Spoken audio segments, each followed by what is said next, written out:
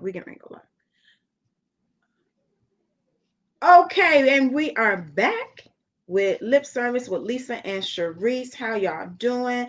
Thank you so much for tuning in with us on the first hour. And I tell you, the second hour is going to be just as good. Thank you so much for tuning in with us.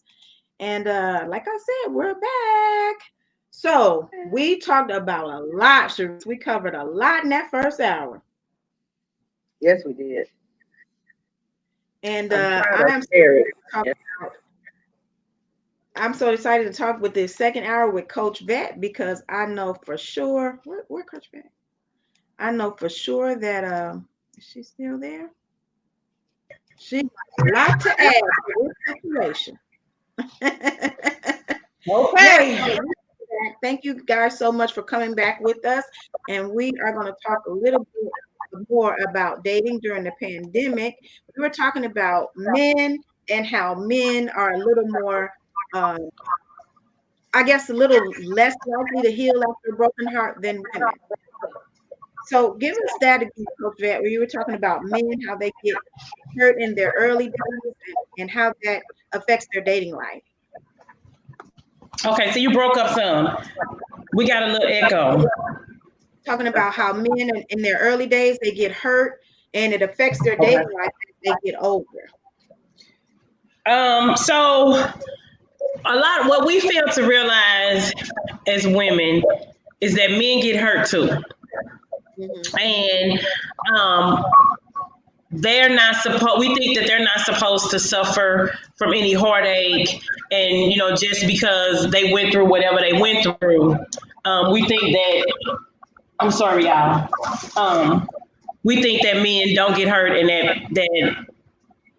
that every phase they go through because they don't show emotions.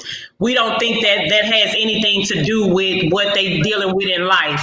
And men don't usually heal properly because they never get time because they're raised to get tough, and not show any emotion. And then the flip side of that is men know that they have been hurt, won't admit that they've been hurt, and so they use that to play on you because they say, "Oh, my baby mama was tripping. She treated me so bad. She won't let me see my kids. Da da da da da." And then she be like, "I would never do you like that." But real, the whole time you don't even know that he's a narcissist, and that's what he tell everybody. And then you'll be like, "If I had a baby with you, I wouldn't do you like that." And then your dumb self get a whole baby with him, and then you don't even know that he was bum baby number 1, 2, 3, and now you baby number 4 and baby number 5. Because now you got something to prove because each one of them told you done got into it with them based off of what he said, and all of that actually stemmed from hurt from somebody that he was with as a teenager that he don't even have no kids with.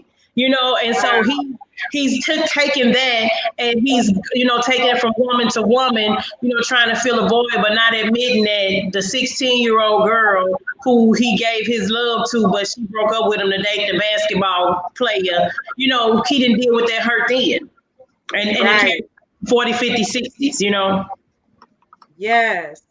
Yes, I remember I had a show with some guys and was talking about what men want that women don't know about. And we were all talking about what the things that men want, but we don't know. And in that show, one guy had said something about a school dance he attended when he was 13. And this man was in his 30s, but he talked about it like it was just yesterday. And he was tearing up because some 13-year-old girl, when he was 13, didn't want to dance with him, called him fat or whatever. And I was just like, okay. I mean, when I was 13, I don't think I would have even cared. I'd have been like, boy, whatever.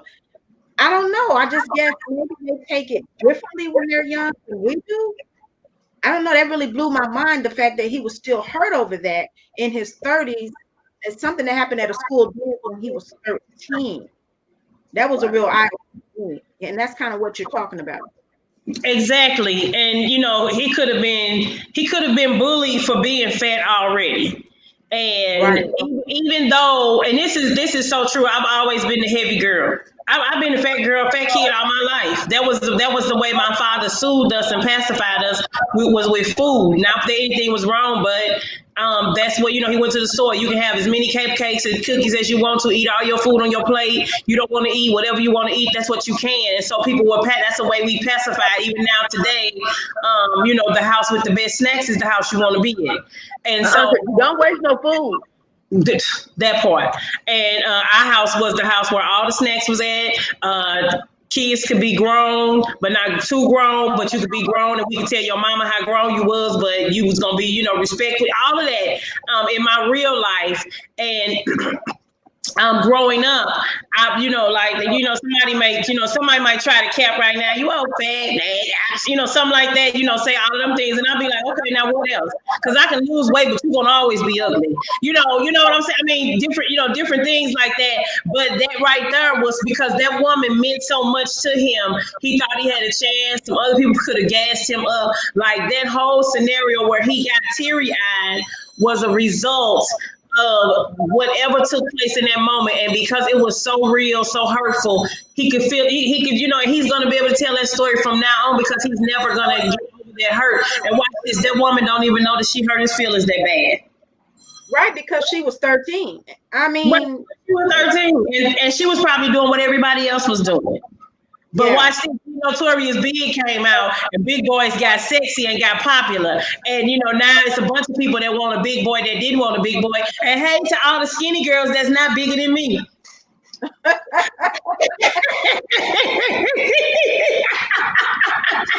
think that's a real good point that you made about her not even knowing, because I think that's probably true. A lot of men that's carrying around this hurt maybe have never even addressed it with the person that hurt them.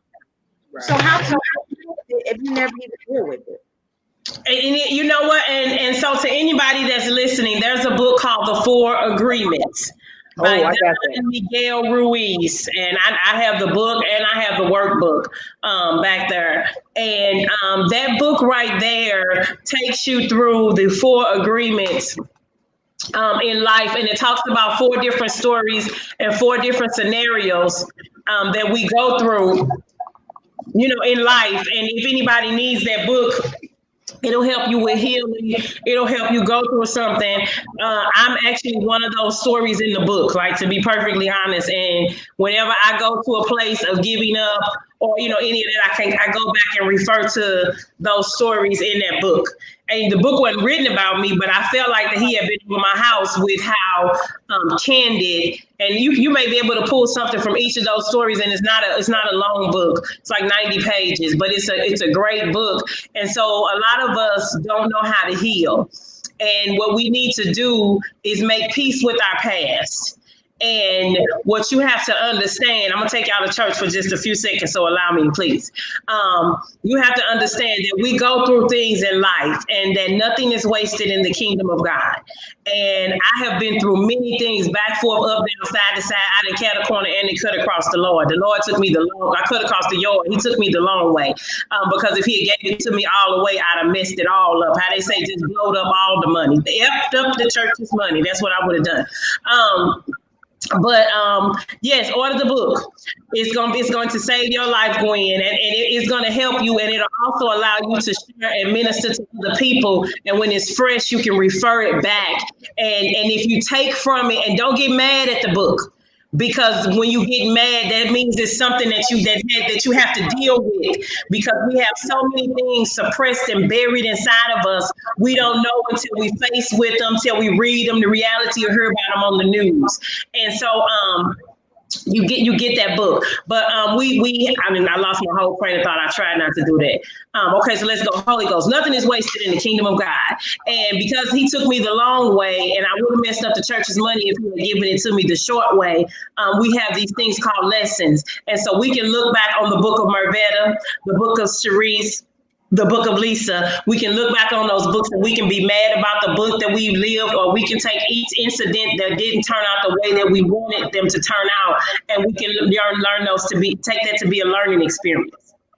And if you use those things as a learning experience instead of being a woe is me and I got dealt a bad hand, if you just say I did not play the cards the way that I would have desired to do it, but in that moment I didn't know what I know today, you'll be able to be more prepared when things present themselves later on. And that goes for dating. That goes for parenting, that goes for your job, that goes for anything that you are walking or stepping into, because the closed door didn't mean no, it meant not right now. And I could have meant no, but that does not mean that there's a better door for you, or that means that wasn't, it wasn't meant for you to be that way. And that goes with the girlfriend, your high school sweetheart, the girl that said no, I go to prom with you. You didn't know that she was going to turn out to be whoever she turned out to be, so you dodged the bullet. But just because you cross her path again don't mean you discount her because she's a person. You just don't, you learn from that experience that you had, and you say, oh, she was supposed to be my friend anyway. I wasn't supposed to smash her. I wasn't supposed to lose my virginity to him or her. And a lot of times we be so mad about what we didn't have because we had in our mind how it was supposed to turn out. And my favorite saying is, if you want to make God laugh, tell him your plans. How many times have you said you was going to be somewhere at this time, and when you got ready to leave, you couldn't find your keys? Your keys are always in the same spot every day. You come in, you put them in the same place. Where are my keys at today? But the thing that happened before you got ready to leave was there was an accident and the tractor trailer caught on fire. But if you had left on the time that you were supposed to leave, you might have been a part of that accident because you don't know what was awaiting you, but he protected you, and so nothing was wasted in the moment. Yeah, your timing and your scheduling was off, but that means that that was something that you didn't have to be bothered with because you didn't have to see the trauma. And right. So a lot of times we miss it, but we be so mad that we missed it. We want to go back and try to do the same thing that God saved us from. I'm sorry if that. I ain't sorry. No, I ain't. Stop playing. And so in that, go ahead. I like that. I like what you said because it makes a lot of sense, especially when you said, we hold on to things because we think this is what we're supposed to have, or it's supposed to happen in this time frame, or it's supposed to look like this. The person's supposed to act like this. Our situation's supposed to look like this, and people supposed to look at us a certain way when we together. And that's a bad thing because usually that's showing you that if you need all that, this situation must not be for you. If you needed to look right, it needed to look a certain way to other people. You feel like it needs to fit in a certain space and time in your life. I love what you said about that because that's so true. If you want to make God laugh, tell him your plans. We always think that. And I thought about that when Shareece talked about she knew she didn't want to have children. Well, for me, it was kind of separate. I knew as a young woman, I always knew that I wanted to have children. I wasn't sure that I wanted to have a husband. That's the part I wasn't sure about. I knew I wanted the kids. I didn't know if I wanted the man. But it was so funny because the way it worked out, I end up with the kids and not the man. But it's okay. I mean, it worked out that way. But yes, in saying that, I say this because so many people would say to me, you can't have children without a man. Children need two parents. Children need two parents. I do agree with that. But children need a village of strong individuals helping to raise them. So I never got into that thing of it got to look this way or it got to look that way. I never got into that because I knew what I wanted for my life. And that's basically what Shareece was saying at the beginning about she knew she did not want to have children. And if she would have gave into that pressure, I mean, her life wouldn't have been what she wanted. But I think a lot of people give into that pressure of, well, you need to have this, you need to have that. You should have a husband. Your husband and you should have children. Y'all should have a house by now. That kind of stuff. It ruins a lot of relationships. But that goes to somebody else's timing and what society is saying. The Bible, two heads are better than one. We all know that husband and wife. It tells us all of the reasons why we should. It tells us don't have sex before we get married. It don't tell us why we shouldn't. That's a plug for the relationship goals book. And I think that if you don't have the same view that they have, that your life is going to be so out of whack because you're not doing what God said in that particular right. But and you shouldn't have no kids if you're not married. Well, you got kids if you ain't married and you pregnant right now. How you gonna tell me I ain't supposed to have kids? Like, we can't pick and choose which parts of the Bible we want to live our life off of, and then judge it to somebody else acting like they seeing their sin is not greater. You have an older woman, and this is one of my favorite things. I love the Lord. He heard my cry. I'm not a big church goer. I like church. I just don't want to have to be there every week. I'm just not there yet. So the pandemic has been great for me, but you have a lot of people that are in the church, and the church is the hospital where you go to get healed. Like, nobody ever walked into the hospital and said, my heart is fine, but I want a transplant. No, that's not what happens. So you don't walk into church saying, I got it all together and now I'm here. You usually go when you in a need for something. Now, once you get there, you may decide to stay a while, but you might go in there broken and end up in a worse shape than you were when you walked through the door, depending on what and the reason why you're going to get fed. But you have people that, because they are at a certain particular age now, they think that they can talk about and judge this younger generation because your sinning days is behind you. Because, see, it's easy not to sin when you can't pop, drop, and lock it no more. But it's easy to sin when you get real tired at 7 o'clock. I mean, it's easy not to sin no more when you get tired at 7. But we're not going to talk about how you used to turn the nightclub up. And get it up. Chevy's Regal them, 1843, or whatever, Crown Royal, Chevy's Regal, Jim Beams, all of the whiskeys and the liquors that they used to have, Seagram's Gin, and then now they want to frown and act like what they're doing is so bad. And a lot of these young girls don't have kids yet. So they're able to do a lot of that stuff, but you talking bad about them, but you got 3 baby daddies and nobody ever married you, and now it's shameful what these young girls be doing. Y'all was doing the bump, okay? Sister Bertha and them, y'all was talking about houses, mighty, 36, 24, 36 with a winning hand, and now y'all talking about these girls because they stallions, and so with dating and with being stereotypical, because I know I went somewhere totally different, but just because you can't do certain things no more, not because I'm sure if Mr. Leroy was still coming by to drop the mail off or bring the milk, because he used to bring them kids some stuff, you probably wouldn't have a problem. But Mr. Leroy got older too. Now he can't creep out because Sister Betty ain't playing with him like that. You see what I'm saying? You see how I put all the people at the top? Okay. Well, I think for me, it was more of knowing myself and knowing that I was always going to be a good mother, because I was the one in the family that mothered everybody. Even though I wasn't the oldest, even the oldest came to me because I was the mother type. So I knew in my life that I would be a good mother, but I did not think I was designed to be a wife. Now, I've been married more than once, so somebody disagreed. But at the same time, I know what I'm good at, and I feel like I'm better at being a mother. Not that I won't ever get married again, but I just believe that people should know themselves and know what they're put out for. How old are your kids? My kids are 20, 15, and 10. Are they 5 years apart? Yeah, exactly. All 5 years apart. Okay. Yeah. Wow. Yeah. So I think I knew that I was always meant to be a mother. Hey, Yumeki. But I did not necessarily, based on what I saw as a young woman, other wives going through, I didn't want to do that. I didn't want to be that, because I was raised in a church, and in the church, the wives were basically servants. They were servants. I mean, they served everybody. They served their husbands, served their children, they served the pastor, they served the church, but wasn't nobody serving them. So I was like, that don't look like that's the type of life for me. Right? Because what do I get out of that? And I mean, what's in it for me?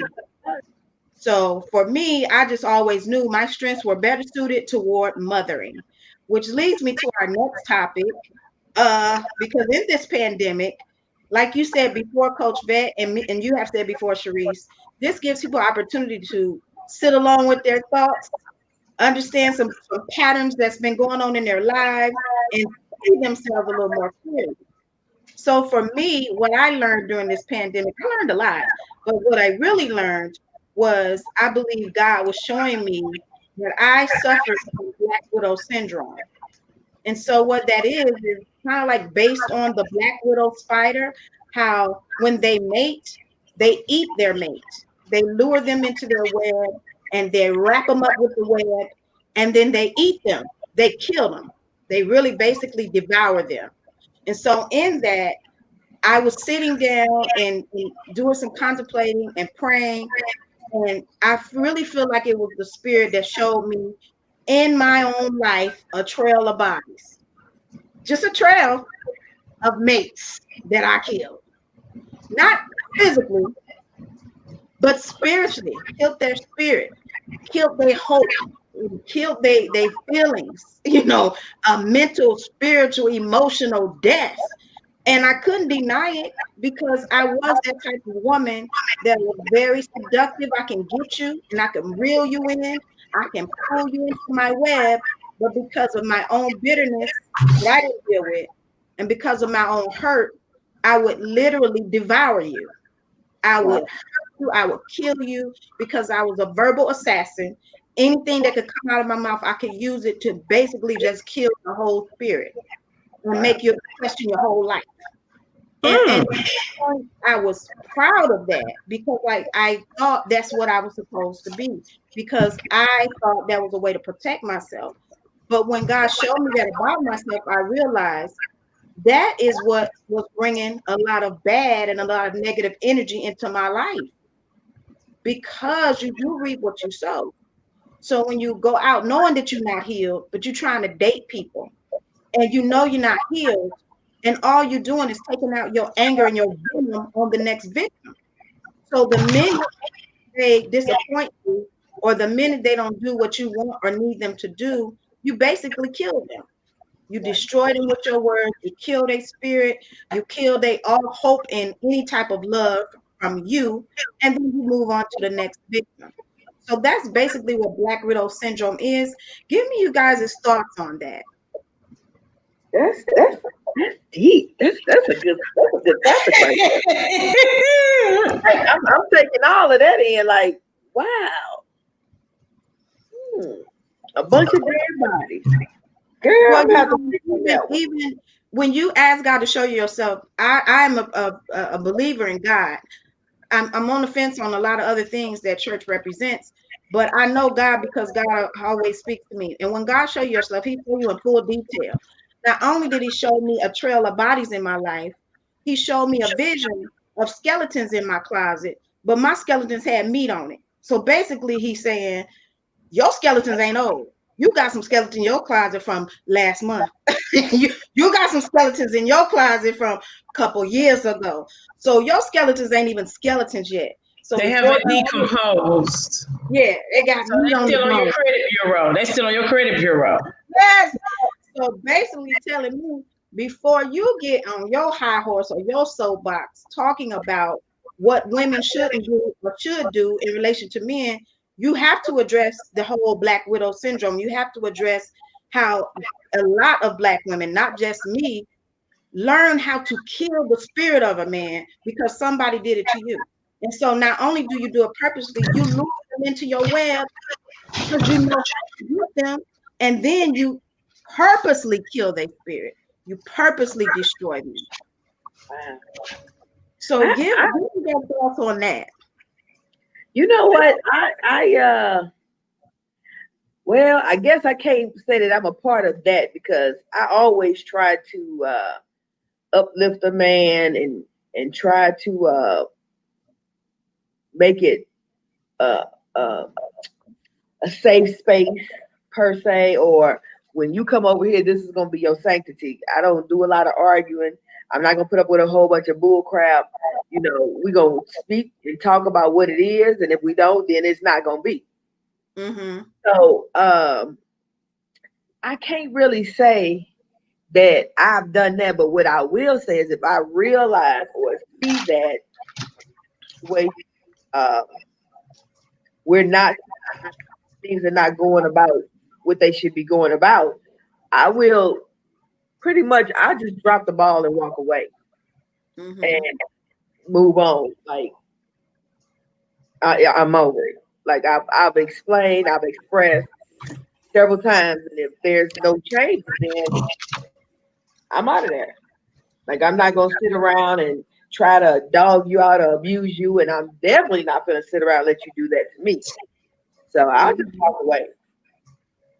What about you, Ben? Leave a trail Well, of bodies? say that again. Do you leave a trail of bodies? I don't leave a trail of bodies because I can honestly say, out of the men that I have dated or been in relationships with, um, they all still like me. I don't have any that were gonna don't say something bad. They not gonna say they not gonna say like, she dog a nigga. I mean, she dog a dude out. They not gonna say anything like that because I try. I've always been told you smell like the rose in the end. So for women, if you cheating, stop confessing if you didn't get caught. Men, stop confessing if you don't get caught because if it's only cheating if you get caught. Stop, bringing it to the forefront. Let's just leave it where it is. I'm not a cheater, but that's a common thing that people do is they confess. And a lot of times you wouldn't even been in you couldn't even be accused of something if you didn't tell on yourself. So start committing the crimes alone, y'all, okay? But if when it's over, I'm usually like, okay, we cool, let's agree to disagree. Let's go on about our business. I can call you still to this day, hey, how you doing? It's no animosity. I didn't try to destroy you. At one time, I can say when I was younger, because the woman that I idolized myself by, I saw how she treated men. And I mean, she used to dog them out, call them names, knock them upside their heads, all kind of stuff. And then I was like, dang, they take it. So I had talked rough to some people too. I was talking a little rough and reckless, but I never tried to degrade them, like you ain't nothing, to make you feel like less of a man because I understood that you can't demasculate anyone. Is that a word? Y'all know what I mean. But emasculate. I got it. Don't listen to university people. Don't come for me. But you can't emasculate anybody in doing so. So my thing more so may be, which men don't care about closure, but my thing could more so be like, yeah, I don't want to deal with it no more. And it'd be like, yeah, you just stop calling, what you doing. But it wouldn't be so much as, dang, you went off on me. I can remember I was married before, and I can, remember I probably said some harsh things to him. So if I do have any bodies out there, his will probably be the only one, and that'd be, perfectly honest. And even to this day, we were very cordial and nice to each other whenever we have to be in contact. So it's really something that you discovered about yourself in relationship to people, because there are some people who a lot of women, they get older, and because they don't cuss people out no more, they act like your mouth is just horrible. But, that's learning, one of the things that you may not know in going, into marriages and relationships. Everything is a lesson, so nothing is wasted in the kingdom of God. What we going to do is, in this moment, we're going to take a torch, and we're going to pour some gasoline on them bodies, and we're going to go ahead and cremate them so that they won't be able to move any further into our future from this moment on. Because I think that the importance of uncovering the syndrome is because it's not necessarily what you're saying. Because for me, I've never been a fighter. I didn't fight any of them. I didn't argue, cuss them out, none of that. And the other part of it is most of them still want to be with me. That's the whole thing about the Black Widow, the ability to seduce and be a seductress and bring them into your world only to harm them. Now, a lot of people don't understand that they have this and they do this because it's so subtle. It's a lot of subtleties to it. And when I was studying about this behavior, I learned that people do it not only with their mates, some people do it with their children. They do when they lure their children in with their kindness and they love only to use them. And a lot of family members do it to each other. It's a type of behavior where a person is very loving and kind and seductive to you. They know all the things that you like. They know how to lure you in, but their intentions are not correct towards you. Their intentions are to either get what you got, or take their anger and their bitterness out toward you. And And I so think that is a narcissist. And so that is a narcissist. But the beautiful thing is that a person can recognize that, because if you go to a doctor and you tell them that you're going to be, and they give you the test of the quiz, whoever may feel like this, because some people may say, yes, I'm a black widow, I devour the men and I suck them up and I kill them. But what you do is, when you kill somebody's spirit, you take away something from them, and whatever it is, whatever you ate up, you attach that to you. And so now you attach to that. You got a soul tie to that person, which is why they still will want you, still will like you, because abuse can be in the different forms. And just to have that lingering spirit of whatever it is, you guys are combined. And so that's why this go real deep. When they say the closest that a man and a woman will ever be, when they say two to become one, most people say that when you get married, two become one. That's not what they mean. Well, the only time two can become one is when you all are having intercourse. When his penis enters into your vagina, or his penis enters into your mouth, or his tongue goes up into your vaginal canal. Those are the times when two become one.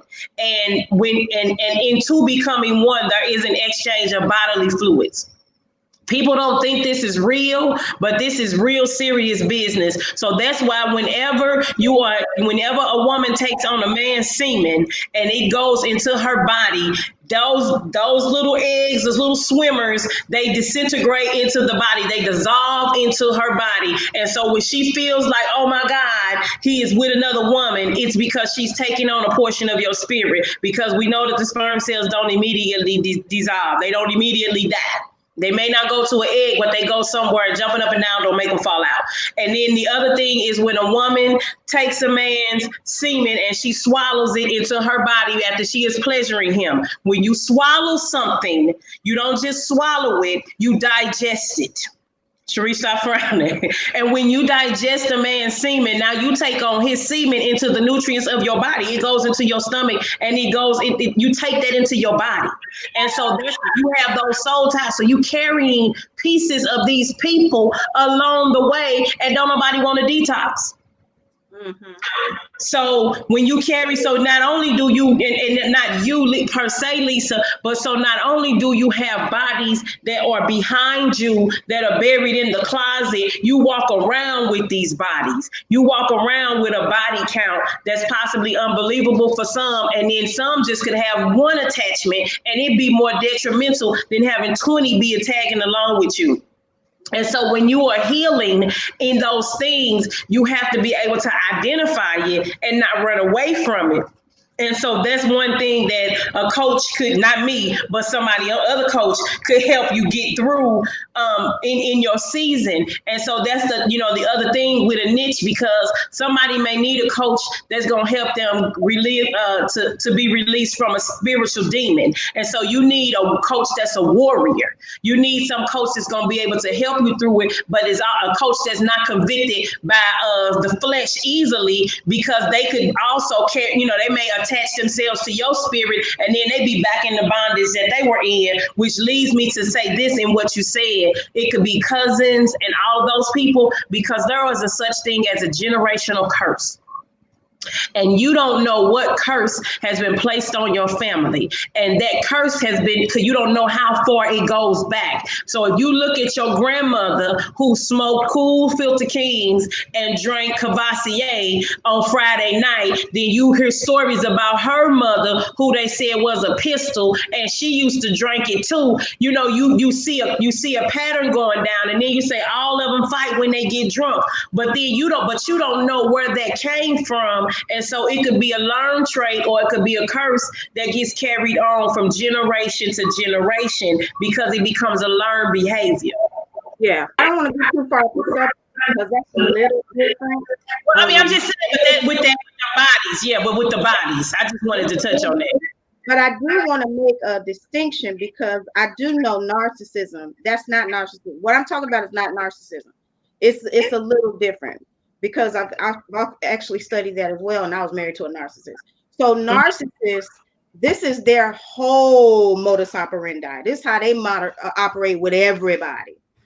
As far as a Black widow, it's only with intimate partners. It's only with Mm. people that they mate with or people that they have close relationships with. Narcissists, they like that on their job. They like that with strangers. They don't, they don't discriminate. So that is the whole differentiation with the Black widow because it has something to do with your lack of ability to truly embrace love. Mm. So when you're in a loving relationship, and whatever has happened in your past and you weren't able to relate to the love of that relationship, you lash out at the mate instead of accepting the love from the mate. So that is the reason why it is not as detrimental as being a narcissist, because that's actually a mental health issue. That's an actual whole diagnosis. This is just a behavior that can be corrected with proper healing and proper introspection and knowing yourself and just allowing yourself to heal and be able to accept love from a mate or intimate partner or a friend or whatever the case may be. And I think if we look at it like that, be able to identify a lot more people because it may not be as dramatic as mine, where you got bodies, people do have people in their life where they can identify where you weren't as loving as they were to you because of maybe when you were hurt and Mm-hmm. hurt. And in their attempt to love you, you devoured them with your bitterness.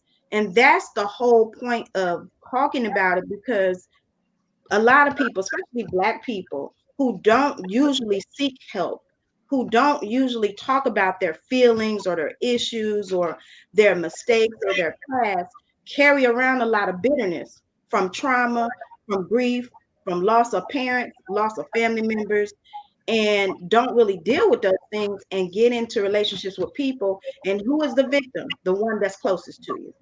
It's Mm-hmm. the ones that's closest to you that get all the venom and get all the toxins from you. And that's what I learned in studying this, because in that whole species of Black widows, only the females are toxic, not the males. Now, I'm not saying that's the case in humans, but I'm saying is there's a reason for that, because they're the ones that carry the brunt of the creation process. Mm-hmm. They do all the work for the whole species. So that taught me this. And that's why I feel like people should study nature and all that, because there's a lot of lessons in it. That taught me this. Sometimes in your life, when you're carrying a heavy load and you carry a heavy burden, and as women, we tend to do that, you don't take care of yourself. And you don't even know the stuff that's piling up on you. You don't know the bitterness, the anger, the grief, the loneliness, the resentment. All these things just pile up on you, and then it changes you into a different person. And you become this biting and devouring person that whoever is close to you get the brunt of it. So that's the whole reason why I felt like I wanted to talk about it and expose it, because the main problem is a lot of times we're not seeing about ourselves. We seeing about Mm-hmm. everybody else, not doing enough about seeing about ourselves. So for me, that's what the pandemic did for me. Allow for me to sit down and heal up some of my own wounds and see where I had carried so many heavy burdens, even from childhood and teenage years of taking care of a whole family as a teenager. And a lot of Mm-hmm. people don't even know the stress of that, but that's stressful for anybody. And then you transition into your own life, and you're taking care of your whole family. And if you don't stop and think about how you are in this process, you will gain a lot of bitterness, a lot of resentment, and sometimes just plain old tiredness. And you find a lot of people who think they're depressed, a lot of times they just tired, you know, Mm-hmm. physically tired, but mentally tired, spiritually tired of not being able to just sit down and take inventory of all the things you've been through. And when you think about this year with COVID and how many people, how many deaths have you seen on your timeline, even personally? Right. Quite a few. Death after death. And who really stops and takes the time to deal with that? Most of the times we don't. Mm-hmm. We have just going back to the beginning of the whole COVID experience. You have people that started with you, and then we thought that this would be over with by this time. So you got all the people. I started off with like, who seen they boo yet? I'd rather be a side chick than a sister wife. I made so many jokes, in it. But one thing I ain't missed is no sleep. I actually had to realize how to get sleep, in COVID, because I was used to the hustle and bustle of going to work, getting up, coming here, do this, do this, do this, do this, do this. It was like, wait, slow down, get some rest. Think, rest your mind, think about it. Don't worry in this whole time, because now is the time for you to work on you. And I've already been working on me. And, we go back to, why are you single? Because I asked the right questions.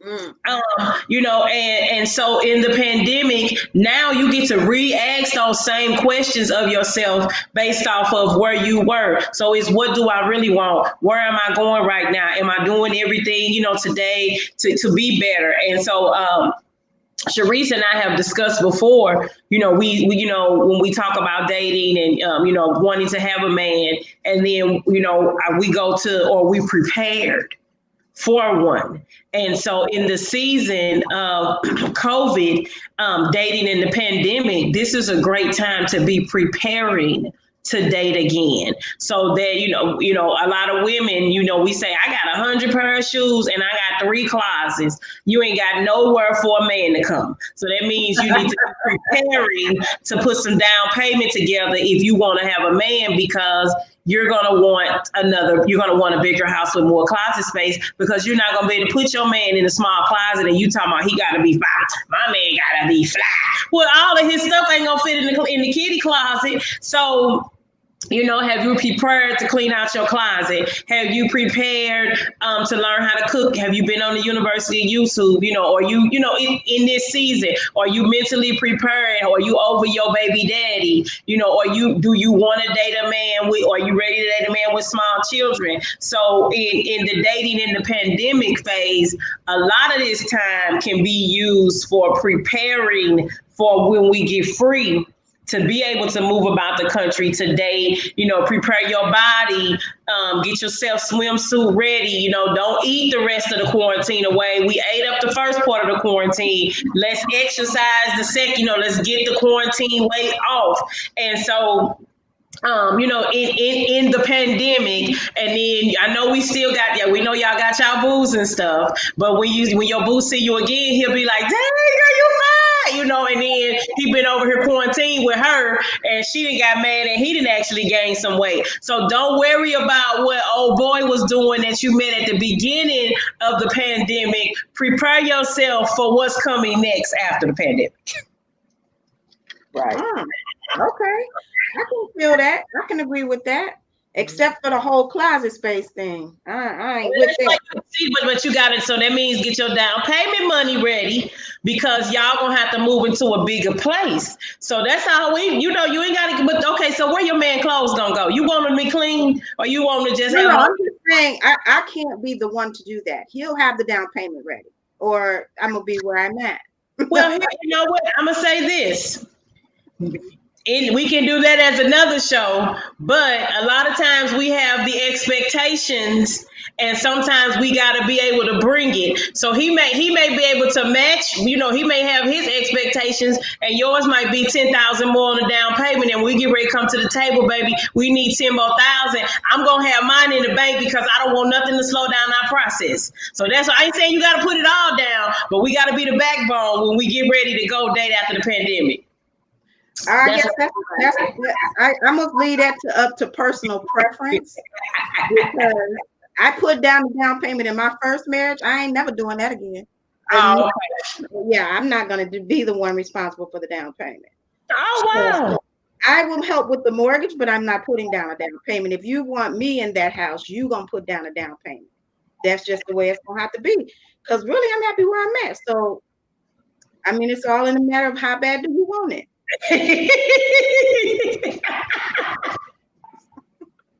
Dating in the pandemic. Yes. Right. But everything else I can totally agree with. I feel like this pandemic is preparation for a lot of things: business, relationships, people that able to get their business and reset, and when the pandemic is over, you can just hit the ground running. So I think I agree with that as far as preparation, but you got to know what you want. Yes. And you gotta have some gray area, because it may my one of my things is I don't like to date men with small children. Mm, yes. I don't want to date a man with a 10-year-old, 11 or 12-year-old. Mm, But I may meet a Or a man. 4-year-old or a 2-year-old. I'm not even going there. We're not going to even discuss that nonsense. But I may meet a man and she 12, but she gonna be 13 in January, and we're in August. Is that really a deal breaker? So you kind of, but she could be a 12-year-old, but she live with her mama in a whole nother state, and she won't get to come here until she's 13 and a half because she gotta wait for summer. Different things like that. And so we got gray areas. Like we have a lot of women. I'm gonna give this for an example. I know a couple that met on the internet, a pastor, and he met his mate. She had paid for the dating service. She had paid for the lowest that she could pay, and it was gonna, she was getting ready to get off the site. And when she was getting ready to get off the site, she saw the man when she, had first logged on. She was like, "Oh, I want a husband. I want that husband that look like him and dress like him." And so as she was getting ready to exit, finally gonna leave off and log off. I don't know if she sent it or he sent it, but they was a match some kind of way. Long story short, they're now married.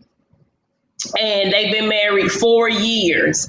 But here's how I would have missed my blessing, because she don't have any children. And he has 8. Woo. Right? But you see how you did that? But let me just show you how when we say what we ain't gonna do and what we won't do and where we won't bend, because God could have only set this up perfectly, because he's a pastor and the owner of a beauty school. She's a pastor of a church in a whole nother state. She was a business owner, and she was already a licensed manicurist. And she was submissive, and he was able to show her, because he drove from the state that he lived in, and he would drive to where she is so that he could take her on a date. He would pick her up and drive back so that he could take her to church in the morning and then drive her back home in the evening, because he began to want her to be in church with him on Sunday. And then when he asked her to marry him, he drove down every week so that he could be in class with her, because he didn't want her to go to marriage counseling, even though the minister in her state said that he could join by Skype, but he didn't want her to go to class by herself. So I'm saying all of this to say, ladies, that when a man wants you, he's going to make the provision so that he can be able to be there for you. After they got married, she had to relocate from the state she was in to the state that they are now in together. But God brought it together because she was able to come to him, because I'm pretty sure on her list, she did not have a man with 8 kids. Now, the ages of the children made a difference, I'm so sure, because some of them are grown and some of them are young. But when I say we got to be able to say some ifs and some ain'ts, because God put it together, and they have a beautiful marriage. You wouldn't even know that they've only been married 4 years. And, with having 8 kids, I say 8 kids. Oh, nah, bro, we ain't gonna be talking no more. You are very handsome, and I like your clothes and stuff. And I'm pretty sure you got a big closet, but I ain't gonna be able to do it. But, but because she said, yes, I'll bend on that, 4 years later, we got a whole marriage. So get you some gray areas, ladies and gentlemen. She used to say she got to have a peach booty. And, after she have a couple babies, it might not be a peach no more. It might be a plum. But don't let that be your deal breaker. Right. And that goes back to, again, Pastor Ty book, relationship goals. You got to tear that list up, because what you want for yourself, that may not align up with what God wants for you. And I believe in, if we're coming together and we're seeing things eye to eye and we're on the same page, even if it's something like with a down payment on the house, if it's gonna get us the house that we want. I'm with it. I'm giving 100. You giving 100. Let's make it work. It ain't 50-50. It's 100 and 100. You know what I'm saying? So I don't mind if that's the goal. But again, you got to be on that page, and you got to know what's going to be best and what's comfortable for you. Yeah. Yeah. Yeah, I agree with that. I think that's why people have to know what they want personally. You Right. can't really go with what, everybody else want and try to make yourself fit into that, because I felt like that when I was married the first time. I felt like that. Let's put our money together. I don't feel that way anymore. Right. I feel differently. Right. So I just know that what I want. And I think that's the key, is communicating what you want in the beginning. In the Mhm. Being honest about what you want in the beginning. Like you said, not wanting somebody with small kids. Well, I still got school age kids myself. Some men don't want that either, but they have to be upfront about that. And you right. have to be upfront about that in the beginning, because that's not something that's going to change anytime soon. It's Right. not like I'm going to be like, oh, well, what I'm going to do with my kid. No, that's a deal breaker then for him and for me. But I think that people get caught up in the right now and don't really even think about the future. That's And what I was getting ready. Because a lot of when we're dating, a lot of times we women, the guys say, "What you looking for in a man?" And we run the list down, and so he like, "Oh yeah, I can act like I like her kids for a couple weeks. Yep, I can cut her grass a couple times." Like he didn't heard all the stuff that he can do, and so then he can be able to be whoever you told him you wanted him to be, and you didn't even realize that you gave him your playbook. Like you already gave him all the offensive plays that he needed. Now you needed to figure out if you was going to be on the defense. And because he knew he did everything that you was on your list, and you didn't even realize that you told him, he playing offense with you. Because you're not even defensive to pay attention to. He did all of the stuff that I wanted him to do, but every time I call him after 10 o'clock, he never answers the phone. We ignore the red flags because we see what we want, even though it's on our list. And so we cannot ignore the red flags, ladies and gentlemen. You saw that she was gonna whoop her kids. You saw the first day you went over her house, she cussed her little boy out and called him a bunch of names, and you was like, "Dang, she rough," but you still went in the back room with her, and now she crazy because you gave her loving like you had dating in mind, and you knew that she had small kids, but you told her, "Yeah, I want a gal." But once she said, "I had 3 small kids," you forgot to tell her, "Oh, I don't want a gal with 3 small kids." So, be specific when you meet somebody. If you want to smash, go on and say you want to smash, because at least she knew, "Oh, I want to smash, but I get to know you. We can be cool." But at least she already know. A lot of women tell the men you just want to smash, because a lot of them just want to smash anyway, and you can save yourself some time and him some time. I'm not saying that's what you should be doing. However, cut out all of that chitter chatter if you say what it is you want, because he's gonna say, "Yeah, I want a woman." But you may not, but he has never shown you that you are the type of woman that he wants. And in a lot of women's mind, we are like, "I ain't like nobody else he ever dated. And if she doing what she's supposed to do, he wouldn't be coming over my house." And you think you got the upper hand, and you're just in the meantime. And that's where we giving our heart, and we cooking these kids crab, kicking these men crab bars and letting them eat our children fruit snacks up. Stop doing that, ladies. Yeah, that's kind of that's an outdated mentality, because for one, that's the oldest trick in the book. What do you want in a man? Because for me, well, what do you have to offer? Mm-hmm. Don't play me like that. I'm not gonna give you my list so you can say, "Oh, I'm that, I'm that, I'm that," and start presenting that. That's the oldest trick in the book. I need you to be offensive now, and you tell me what you have to offer. What do you bring to the table? And then I can decide whether or not it's in line with what I bring to the table and what I expect to have at the table when we both sit down. So I Mm-hmm. think that when we use these outdated ways of communicating with each other, like you said, and even outdated ways of dealing with each other, I don't even believe in cooking for a man I'm not married to. That's just me. Because, when men are dating me and they say, "Can you cook?" Who are you that I'm cooking for you? I cook for my kids and I cook for my husband. You ain't neither one of those yet. You're not my husband yet. So we can go out to eat. You ain't got to pay all the time. I pay sometime. But if you think I'm going to take of my resources that I bring into my household and cook, nah. And I'm not saying I've never done it before. I have. But the older I got, I realized that ain't the way I want to be. I want you to have a particular spot in my life before I do that for you. Because if I'm giving you all the benefits of a husband, what's the point of you marrying me?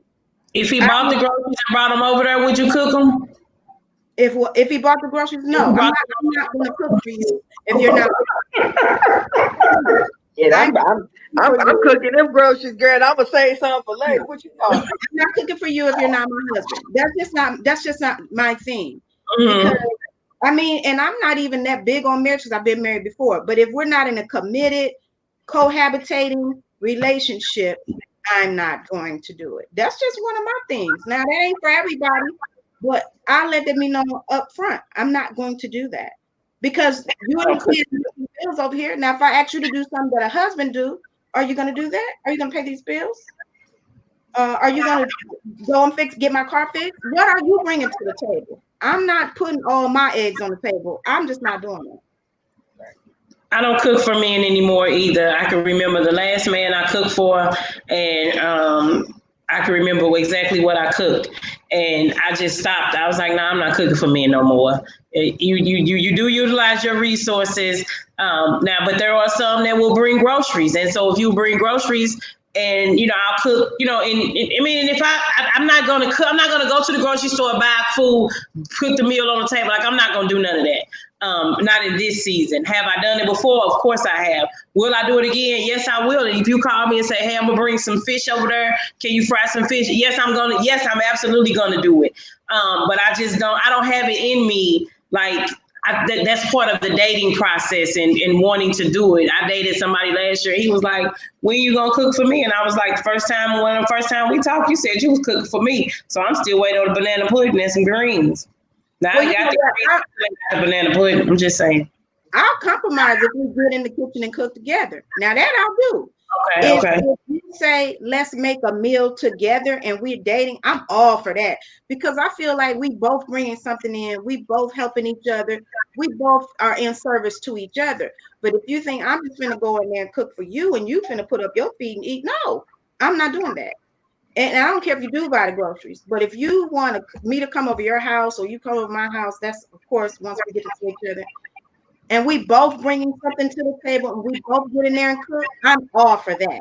Now that I can do. Okay. Teamwork makes dream work.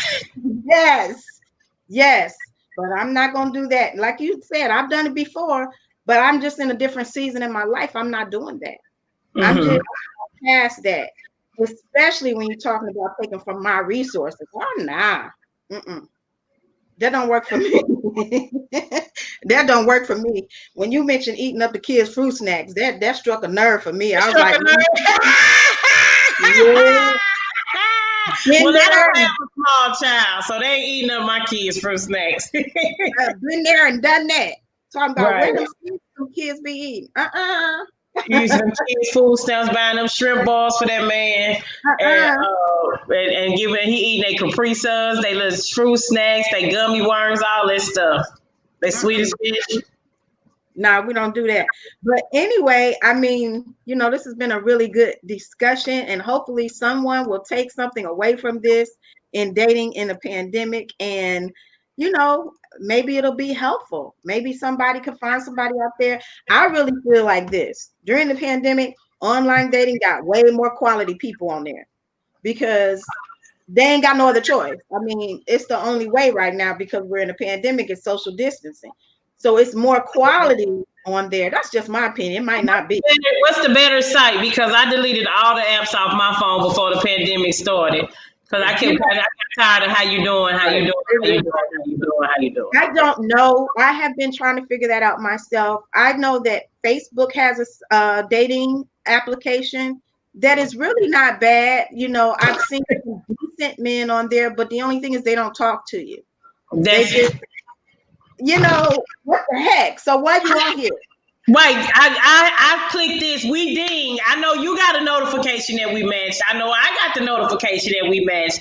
Now, am I supposed to send the hello, or when you come back on the site, you say the hello? Because now we've matched, or was we not? I mean, like I know I ain't not no match with nobody, and don't be mad at me when I go to the white people because I gave you color to try.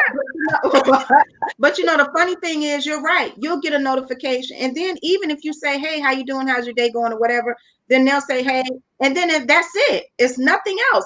So I wonder about why are you on here then? Like if I'm already speaking to you and trying to have a conversation, and the only thing you say is hello, I don't know if it's a breakdown in communication with men or if they just don't know what to say. Because that's the reason why I don't do online anymore. Because they don't talk. They don't talk to you. They just say these one-liners and then that's it. And if they do talk, it's these scammers that got this whole long paragraph that they done copied and paste to about 12 different profiles talking about the beauty of your I was just getting ready to say you are beauty, and I love yes, you, beauty, and I want to know you. I am from Nigeria. Stay yes, yourself in Nigeria. yes. Or the poets, the one that have the long poets on there that they done copied and paste that too. All these poems. So I mean, just a real conversation. I don't need no poetry. I don't need no whole long essay that you done wrote. I just want a real conversation. And I don't know what the sites is for that because I don't think they exist because I think it's the people on the sites. They don't know how Right. to talk to each other. And my brother told me about that Bumble. That's garbage too. Are there any black people on there? I thought that was Yeah, mostly white. it's some black people on there, but the woman has to make the first move and speak and all of that. But that's garbage. I'm tired of Oh flipping through that. yeah, he told me about that too. Yeah, You got to garbage. pick a match too. You got to He pick the them only and one that keep meeting somebody. Look, on there, Shareece, you got to pick the match too, and you got to speak to them. Yeah, it's just like the women make the first move. So people may have matched up to you, but if and then you flip through them, yay, nay, until you make a match, and then it'll say make a move. The women have the option, and I think that's stupid. you're supposed to say hi, how are you, and Yeah, then that's fine. But once again, that's a they great respond, and that's it. right. But these guys don't respond. Like I did that. I think I want to say me and him learned that like last year. We was on that last year, and it was so funny, Shareece, because when I go to a different state, you log on, it pulls you on the map. Right. And so the vice versa with him coming to a different state, it pull up on the map. And so he was in my city and I'm going through Bumble and he come up, the brother come up as a match. I was like, no, because and they actually brought him up a couple times for us to be a match. It's like, no, you can't, and it's no, they all suck and everybody always want to come over your house. And you say, where you live? I'm staying with my sister right now. Well, I want to meet your sister. I'm going to come over there and sit on the couch you sleep on there. Well, I will say this: I did meet some quality. I met quality on Black People Meet. I met a sheriff. I met a district attorney. I met a surgeon. This was on Black People Meet, and they was all in Houston. The only problem with them was the sheriff was a player. He got a whole bunch of women. Right. The attorney got a messy life. He just messy. He just messy. And the surgeon don't return phone calls. So I can't say they was quality because they had pretty great careers. Their lives were stable, but they got the same issues that the unstable people got. But I So I just don't don't know. understand it because I noticed like on Bumble, it's like anybody that's in the oil industry, it's like I'm an oil person. I'm an oil person. I'm a consultant for an oil company. I'm an oil. Half of the ass ain't even got a job. But see, I don't go by what they say on their profile because once we decide that we're talking to each other off the site, I need your social media. And so when I see your social media and I realize that you say you're a record producer, but you're really, unemployed and you Girl, I'll be like, boy, bye. then I know that you're a fraud. But these particular qualities that I found, not only did I know their social media, but I actually have called their job. When they call me, I said, I need to know are you really, this really where you work? Like, are you really a district attorney? That's all. I mean, I found out that he was, but he was messy. So, I mean, I found out it really don't matter if they got a good job or not. Some of them still got the same issues. Right. But I Yep. can't say if it's some quality on Black People Meet. I don't know. I Okay, guess. but see that costs. That's a site that costs, right? Right. Well, the free ones are trash for sure. Right. So you would hope that they would be good quality because they're spending their money and so they're able to screen. But the actuality, when you go on a dating site, let your profile say what it is because there are still people that will match what it is. So you say friends with benefits, not interested in a relationship, and then you forget that your profile say that. And then they come over to the page and they be telling me, yeah, I be wanting to, I'm just trying to get to know you. And it's like, oh, I just got my profile saying that because that'll keep people from, contacting me. Well, guess what? We on a dating site. So you playing games because to some people here you say you're not looking for friends, but when you in my inbox, you say you looking for friends. You playing the role of a Gemini, and I ain't got time for that today. Yeah. But one other thing I found out, and this is the reason why I just said I'm about to meet in real life because I'm done with the online. I found out that inmates are on there. There are some inmates on those sites. And I'm like, how they got phones? Talk about love after lockup and inmate love. I'm talking about all the regular sites. That's what I'm saying, and that's what I said. Yeah, because you don't have to be somewhere, and the inmates are on. I start looking at love after lockup and life after lockup, and the inmates are on the POF, and but I be seeing them. I've seen them jail pictures before on Plenty of Fish when I was on their back. But some of them don't put their picture though. So this guy I talked to, this guy I knew he was in jail because this was my first movie about 7 years ago. He said he was on vacation. I said 2013. Where you was on vacation at? I said, where you on vacation at? And he said Huntsville. I didn't know nothing about Huntsville because I just moved here. I said, oh, is that a vacation spot? He said, well, yeah, I'm on vacation over here. And then like maybe the third time we talked online on the site, he said, I got to tell you something. Don't be upset. I'm currently locked up. I said, excuse me, like in jail? He was like, yeah, but I'm about to get out. I said, oh, well, that's not going to work for me. I'm not interested in an inmate. And he got mad. What you mean? You one of them when you think you're too good? I'm not interested in you because you are not free. You are locked up. You're not going to get your freedom coming to me. No, I'm not interested. Once I realized that, I was like, wow, I cannot talk to a person on the site for long. You need to talk off this site. Because if you're only talking on this site, you could be locked up. Yeah. Then it's that right there. I'm not interested in jail love. I like thug love, but I don't want to do jail love. Coach Vette, you like thug love? I would have never thought. Why would you not think that? You know, I'm from St. Louis. Oh. And I live in Dallas, but I'm just Tupac is my favorite. So every woman want a guy with a little thug in him. I'm just saying. So yeah. Everybody want to look at. Yeah, I used to. Huh? I'm not interested in thug love no more. Well, see, here's the thing. Let me just say this. He don't have to be a participating. You know what I'm saying? I didn't say I want a gang member. I said thug love. So, former gang member, rehabilitated felon. I'm just joking, y'all. But thug love is nothing wrong with thugs. You know, a lot of the thugs are the millionaires. I'm just gonna say that. A lot of convicted felons make the most money. Martha Stewart, Snoop Dogg. I don't think Snoop ever been in jail. No. He might not be convicted, but murder was definitely the case that they gave him. That's right, Kamari. A thug mentalman. That's what I need. I might put that on the shirt. If I put that on the shirt, Kamari, you get a free shirt, okay? A thug mentalman. A thug mentalman. That's the first time I heard that. Well, right. I have my fill of thugs, so I'm gonna move. I'm moving away from that.